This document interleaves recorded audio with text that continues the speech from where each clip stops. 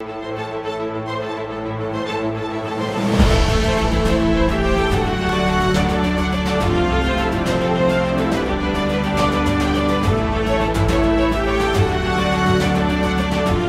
guys, welcome to Nerd Impact's first Superman and Lois review.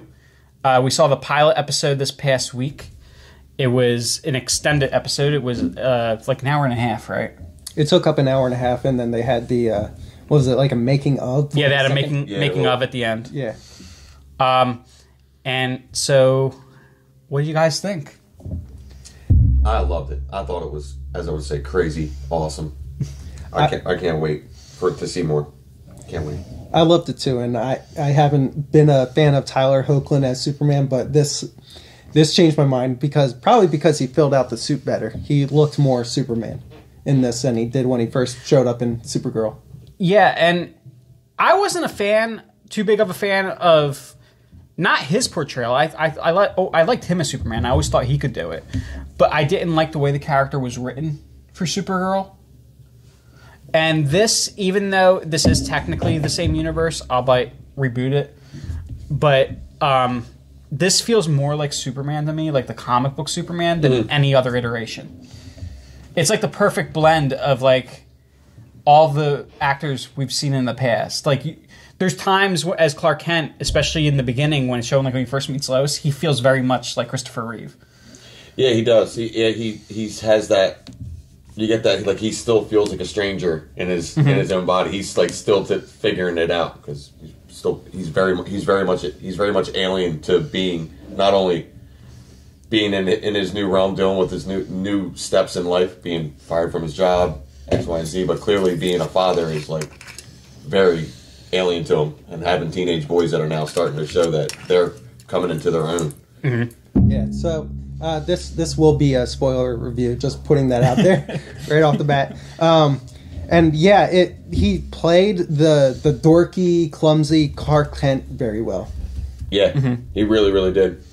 He's become accustomed to keeping up the illusion. Yeah, that he's not Superman. When that is one of the things that it's like he's still very much of a media presence in their current time. So it's like there must be some type of like even deeper power of like mirage that he's able to put out there. Like, how do his kids not know that he's Superman before he was just like, I'm gonna lift up this car so that you know I'm Superman. Like, you know, you look just like the guy on TV flying around. It's funny because in all Superman stories, like you would think the suspension of disbelief would come in with like the whole having superpowers thing, but instead it's like no, the suspension of disbelief is he walks around without a mask on. Yeah. Like, it couldn't be Superman. He's just walking around like that. Yeah.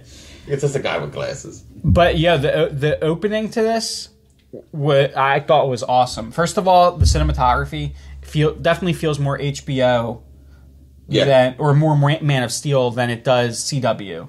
Yeah, being an Arrowverse CW show, it doesn't look like that. It has the aesthetic of a premium drama.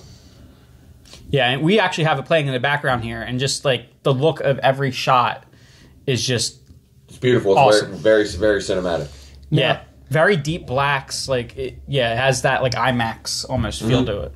Now, I've noticed at times where in the first episode of new shows they put a lot more care into the production of the first episode, make it really pop to get the viewers in, and then it kind of just drops off after that. I feel like this is going to maintain the same level of quality throughout the entire series. Well, they actually in the making of thing afterwards, they showed like a montage of scenes from the rest of the season, and they all look this quality. Yeah, it's going to maintain a consistency.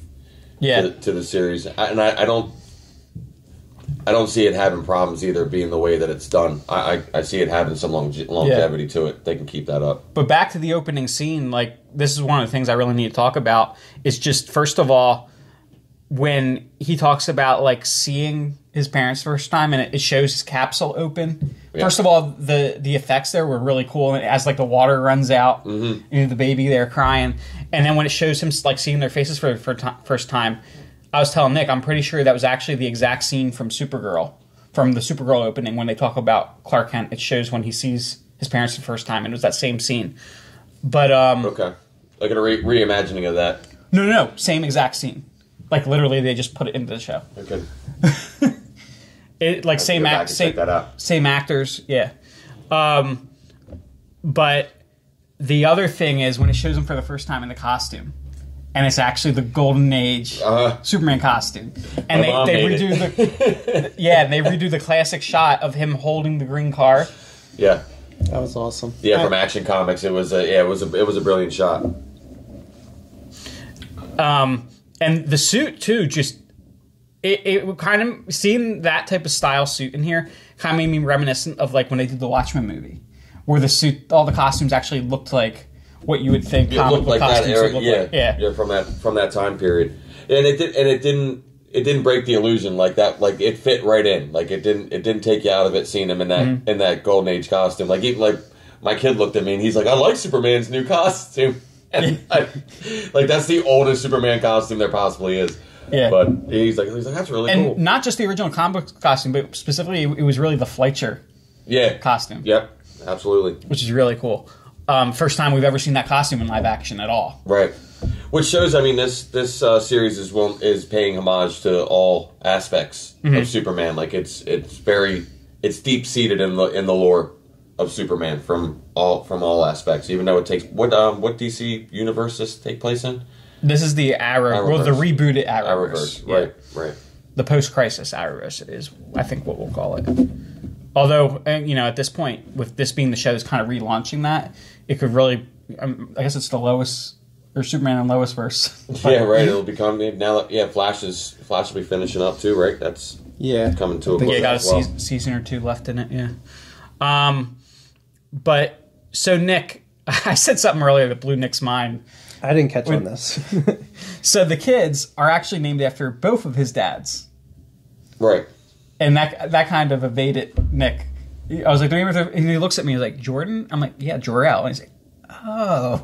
Yeah, he's got two dads. He's got his earthy father, and he's got but he just didn't connect the Jor-El to Jordan. I got you. I was like, well, they couldn't name him Jor-El. That'd be too easy. But, so what do you guys think about the depiction of the kids in this? Because that was one thing that a lot of people were really worried about, was that it would come across as hokey, like having Superman raising his two sons. Me personally, it was hit or miss. I think the kids that they picked were definitely right casting. I think it was just a matter of it being the pilot episode. I think some of the looks and some of the direction that they were given was a little off, but I like the stories, like the way they're setting up I think they're both going to wind up with powers, even though it's kind of it was played off in the first episode of, there was an instance that happened in a barn where it was kind of like left up for a good majority of the episode of, how the kids walked away injury free from this accident in the barn. I think both kids have power sets, and it's just a matter of how a situation or how their emotions draw out what their power construct is going to be, what they got, what specific set of powers they got, what they got from Pop. You don't think they'll eventually both get all of his powers? I think so, but I think it's a part of like they're both the twin. Their twin sons are both very different, not only physically, emotionally, but mentally. So I mean, I think that where their emotions and how they are, how they act, how they're acting in life is more where their power construct comes from. Well, I also think Jordan's powers are. We saw the laser vision off of the kid that has Jordan. Has who he what is it? He has was it social anxiety anxiety disorder? Yeah, like that makes sense. Like laser vision makes sense. He has like a lot of defense mechanisms. Whereas they were talking about with the other one who's a athlete, Lois came out and said he's like, it's hard to see some of those passes that he's making. It's just and it shows him beginning as a kid, and he throws the football, and it breaks the rope. It breaks So I think that they're, like I said, I think that there's dominant traits in them that the powers that they probably both are going to have all of his powers, but I think Jordan's powers though are going to come in much faster. Yeah, because one thing that I noticed was, first of all, that he's starting to get the the imperviousness, or what we're going to call it, the invulnerability. Yeah. He's starting to get the invulnerability because he fell from that height, and then he was able to shield both him and his brother. But the other thing that I noticed is healing, how quickly he's healing. Yeah. Because after the fight, you see them both get busted up. They're both bleeding, so neither one of them is like truly invulnerable at that point. But when they go back, Jonathan is still bleeding and bruised. Jordan's not. No. Well, I mean, at the same, but he had his eyes were all burned up from they were pretty red. Yeah. Right, but his nose was like busted up before, and then when they show him in the house, it wasn't. Yeah, and like that was, like I said, that's one of the only issues that came, like literally the only issue I had with the show, and it's not even necessarily the character of the kids. It was more of like the way that the makeup goes down. It just goes down to something simple like that. Like, I know the actor that plays Jordan, he has very accentuated characteristics. Like I was saying, I was like, it looks like they put a pound of makeup on this kid. And since he's just very fair skinned, so I think it's just a matter of how they're shooting these kids so that it doesn't come off like a Disney, like they don't look like they're part of a Disney show acted in like an actual top action drama movie. So we also get to see our villain in this episode, which some of the stuff with the villain, just barely, but some of the stuff with the villain was the effects and all looked awesome. But just their interactions to me seemed a bit hokey at first. I wouldn't even necessarily say hokey. It just seemed like they departed from the rest of the story. It just didn't. I just meant like the dialogue between them. Yeah, it wasn't the best. Yeah, that's what I'm saying. Like, it seemed departed from the rest of the show. It felt more CW. Yeah, the rest of the show seemed so very involved. But this was the first episode, quite possibly also the first episode that they actually shot. Although it doesn't always work out that way, but. Hopefully, as they went on, they found more their footing. And actually, what I was looking at in this, that there's 4 episodes done by this group of cast, like the directors, producers. There's like 4 episodes right now that are done by that specific set of people. Okay. So I think it will broaden, and there will be more other people involved. But as of right now, I think they got 4 episodes in the. Well, I just more meant like the show, finding its identity. Yeah. But so in the beginning, they probably thought like we don't know if we're an HBO show or if we're a CW show. But hopefully they leaned more towards HBO as it goes on. But this character, the stranger that they introduce, who the first thing we learn about him is he does say that he lost his world, right? Mm-hmm. And he blames Superman, which leads me to believe that and we know at the end, huge spoiler. The ship calls him Captain Lex. Yeah. Or Captain Luthor. I'm sorry. Captain Luthor. Which means, A, he's actually Lex Luthor from an alternate reality. One of the ones that was wiped out in the Crisis, maybe. B, or he left some cataclysmic event from Earth, because they did pretty much specify that he's come back after being away a long time. He's been in space for a long time. B, he's from the future. C, D, and E is that C and D is that it's either of the previous ones, but instead of it being Lex, it's Alexander Luthor Jr. Yeah, his kid. Yeah, who comes in the Crisis comics a lot. So yeah, I'm sure it's definitely one of those. Or a more out there theory, it's an alien entity whose planet was destroyed that has taken over Lex's body. But why would the ship call him Captain Luthor? Because he's in Lex's body. If the ship was the alien ship, it would still call him the alien. Not if he took over the ship looking like Lex Luthor. Like, what if it's Martian Manhunter? Cloaked. There you go. We've seen Martian Manhunter be a bad guy before. I don't think he's been in the Arrowverse yet, right? No, he's been in the Arrowverse for a long time. He's Supergirl's mentor, and he's a member of Justice League now. So I haven't watched a lot of that. But Arrowverse, it's a little too CW for me. Yeah. So, but yeah. So it is a version of Lex, though, and I think I'm really going to like this version of Lex, ultimately. I think so too. He's got a good evil edge to him.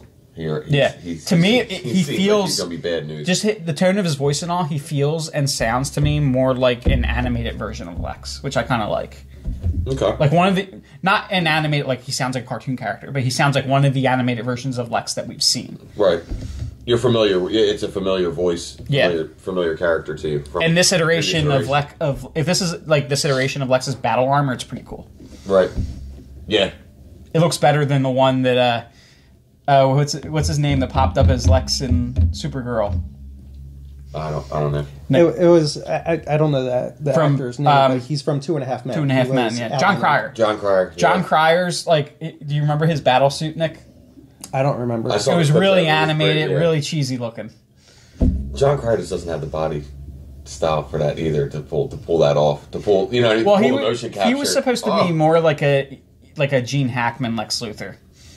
The way they played him off. Well, he was already he played Lex's nephew in Superman 4. He wasn't a bad Lex, but he was a different Lex. Like, this is the Lex Luthor that I wanted to see for a long time. Yeah. It's like very sure of himself, very physically able. Mm-hmm. You know, we want the Lex that looks like he could go up against Superman in a boxing ring. Like, that's the Lex you want. Some of the other outliers in the show are pretty great too. It's cool to see Lana back. I think the character portrayal of her is really, really good, and the involvement of there she is right there. Her involvement, her family's involvement also with not only with Martha, with Martha, and also with the kids, Lana's daughter, and the twins are starting to like that was the first when we saw the kids' first power, showing of their powers was when they were hanging out at a party with Lana's daughter, because she's a Smallville mainstay. She's kind of like she's like the Lana of Smallville. Yeah, absolutely. She's very much her mother's daughter. So it's almost like we're seeing a restarting of that of that world. We could be seeing like a whole new envisioning of that old story. Mm-hmm. And I really like how her Lana's daughter and Jordan have a thing. It's kind of poetic because of how. Although it is kind of that's one of those things that could be setting up one of those CW type show like that, one of those love triangles. Like if we don't see a love triangle thing between the twins and I don't think it's gonna happen. I don't think it's gonna happen. No. I would hope not, but knowing the past of the CW, it's not like that is a trope that they. Well, they got HBO involved now, so that's true. I think there's going to be some. Some restrictions on. I just don't want to see too much time wasted on that kind of stuff on the show. I think they'd be doing a lot more progressive stuff with it.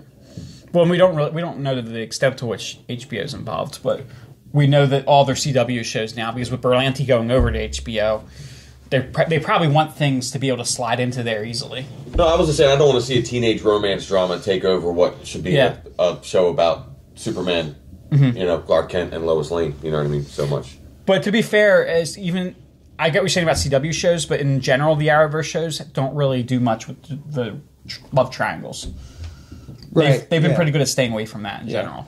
None of the major shows I can think of an instance where that actually happened. But, what other major things happened this episode that we should touch on? They did change the way that they do the heat vision from the way they do it in Supergirl, right? Because in Supergirl, the heat vision is actually blue. Well, I don't... Wait, I think it's just Supergirl's heat vision that's blue, right? No, I think when they first showed Superman in that, his heat vision was blue too. I'd have to go back and check, but I'm pretty sure. Through most iterations of Superman in movies, his heat vision has been red. So I think they just went. I think they just went with the generalization of it. Oh no, I'm glad. I'm glad they went back to that. But in Supergirl, it was blue. Well, you're saying major other things that we missed. I mean, the main reason why Superman's back in Smallville, anyways, his mom died. Oh yeah, that's a big one. kind of glanced over that. I'm sorry about that. It was like the whole catalyst of why the story's even taking place. For the most part. Talking about Smallville though, and the farm, like, because now they're taking back over the farm. But anybody else wondering why, if he has the Fortress of Solitude, he left the ship underneath the barn? Yeah, but why is that there? Like, wouldn't that, like, after you refound the Fortress of Solitude, like, wouldn't you, like, I just park this back in the garage? You know what I mean? Where it belongs. And you're keeping a barn kept for like no reason other than just to do that. That was the one plot point that I was like, okay, that might be a little bit of a plot hole. That's a little weird. Yeah, it's a little bit of a little bit. I mean, but that's yet again that's a consistent plot hole in the Superman film universe. Like that's always been kind of divisive. Yeah, but that's like Chekhov's gun. You know what I mean? I wouldn't say that it is though, because he usually in most iterations you see the ship before he actually becomes Superman and finds the Fortress of Solitude. This was unique that this is years into him being Superman. Well, I'm saying, but they used why is it still there? Right, but because they were using it as Chekhov's gun in this situation, is whereas like that being in the barn was the way that they'd have to introducing that he's Superman to the kids. Like that was always the thing. The build up, if you notice it through the show, the build up was the barn. Like, what did Dad always tell us? Stay out of the barn, so so you don't hurt yourself. Like that was like. Yeah, that's what the hurt was. They always thought of it as like some physical hurt, and he's like, he didn't want the emotional scarring, like to have to deal with this upheaval of their life, to have this unknown. And he was very explicit about it. Almost messed up his whole family unit. Him not wanting to tell the twins that he's Superman. Well, where my mind actually went when he first said I believe the wording was they told him that there were things in the barn that can kill you. There's bodies out there. Yeah, there's things in the barn that can kill you. And I was like, is he stashing kryptonite in the barn? Is Doomsday trapped under? Is like Doomsday trapped underneath there? Some locked vault? Is it like a secret entrance to the Batcave? Yeah, but and another major thing. We got to see Clark Kent get fired. That was pretty cool. That was my favorite parts of the show. Yeah, and he's going to be running the farm. He said he's going to open the farm back up. I wasn't going into this show. I was expecting to be excited. I was expecting to be, thrilled, about all the different action. But I didn't go into it expecting to be surprised by seeing anything. I wasn't expecting to see Clark Kent get fired in the first 15 minutes of the show. Like that's pretty cool. That's interesting. I was actually happy to see like all those human things happen to him, like him losing his mom, him getting fired. They did it perfect too. Like they went through like the chain of command, like how he like when they went up, it was like a total like that's the way it would happen in the real world. Like Yeah, and like his kids being distant from him, or at least one of his kids growing distant from him, like having struggles as a father. What do you think of the Mortal Kombat versus DC universe? That was funny. Right? Oh, you're doing really good at Super. Oh, I'm Raiden. Superman's boring. Right. Yo, but okay. So interpret this any way that you want. So you can't ask any questions about this. But if you were going to rate this on a scale based on colors of kryptonite, what would you give it? And don't explain it. Just give the color.